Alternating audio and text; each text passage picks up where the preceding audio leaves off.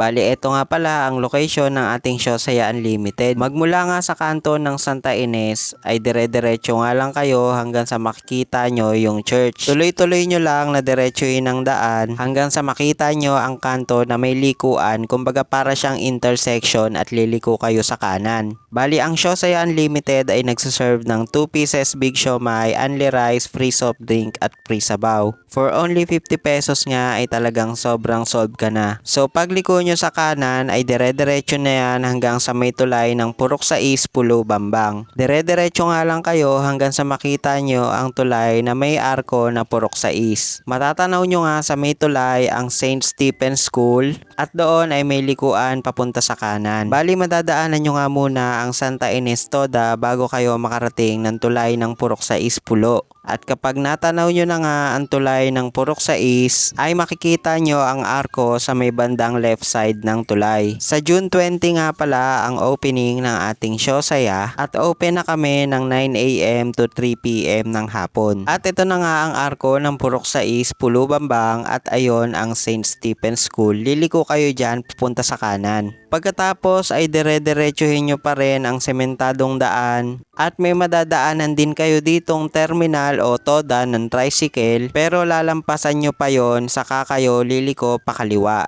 Bali, dire-diretso lang kayo hanggang sa may makita ulit kayong kanto na may likuan sa kaliwa pagkalagpas ng toda ng tricycle dito sa may pulo. Heto nga at pagkaliko ninyo ay dire-diretso lang ulit kayo hanggang sa may makita kayong RJL Water Station sa kanto. Pagdating sa kanto na yon ay may lilikuan papunta sa kanan at liliko ulit sa isa pang kanan. So bali, ito na nga ang RJL Water Station at liliko nga kayo dito sa may kanan. So in-slow mo ko lang para mas madali nyong ma-recognize yung water station. Kapag liko nyo nga sa kanan ay ito ang makikita ninyo.